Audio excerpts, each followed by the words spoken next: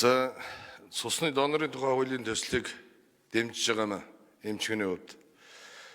За энэ хууль шинээр одоо яаж байгаа хууль биш урд нь байсан хууль одоо сайжруулж ардэрэгт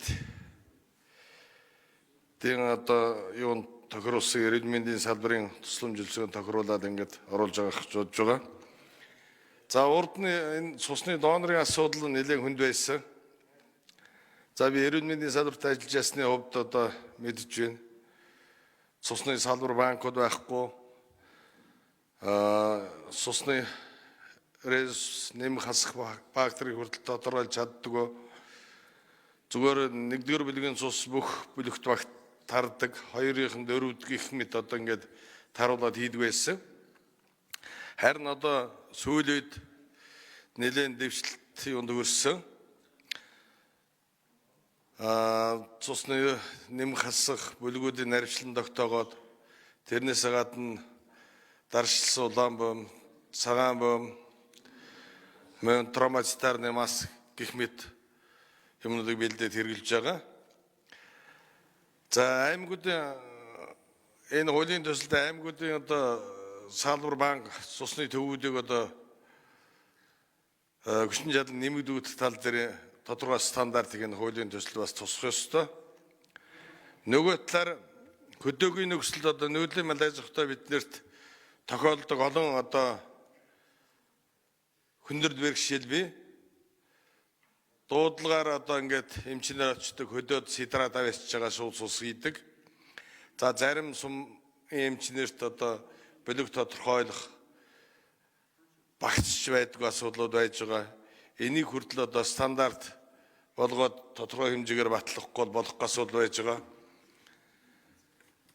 Жишээлбэл одоо бид нар цус алдж байгаа гэмтэл аваар ослол хөдөөд одоо төрж байгаа эсгээрийн төвшөнд хүртэл эмгтээчүүд хаалгаа хийгээд цус алдж байгаа улсууд дээр одоо цус хийж байгаа нөхцөл байгаа.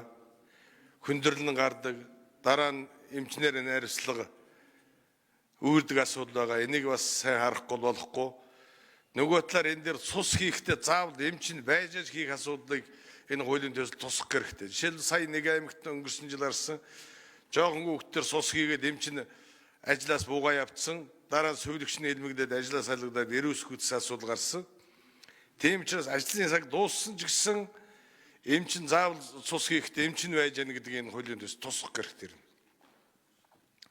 За нөгөө талаар донорын асуудал байгаа. Урамшууллын асуудал, энэ зах зээлийн хүнд нөхцөл байдал урамшууллаас л ихээр байнга цогдөг одоо донорууд байж байгаа.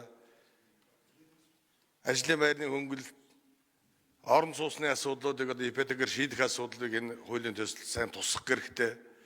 Мөн гадаадын одоо гадаад дотоод энэ эмч мэргэжлүүдийг аймгийн сумын одоо цусны тал хариуцсан эмч мэргэжлүүдийг бэлдэх асуудлыг Улаанбаатар хот болон гадаад дотоод сурах асуудлаар онцгой гарах шаардлагатай гэж бодож байна.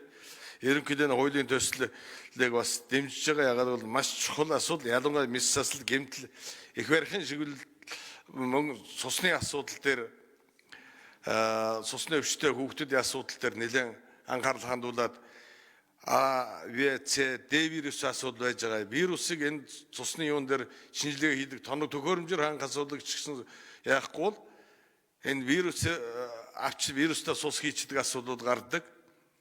Тийм учраас энэ асуудлыг бас За улсын хурлын гишүүн Бэйсэн дэмжиж үг хэллээ. Бас цусны эмч мэргэжилтийн бэлдэх хөдөө орон нутагт анхаарах цусны өвчнийг одоо урьдчилан тогтоох тоног төхөөрөмж хөрөнгө оруулалт дээр дэмжих хэмжлэн чухал саналуудыг хэллээ.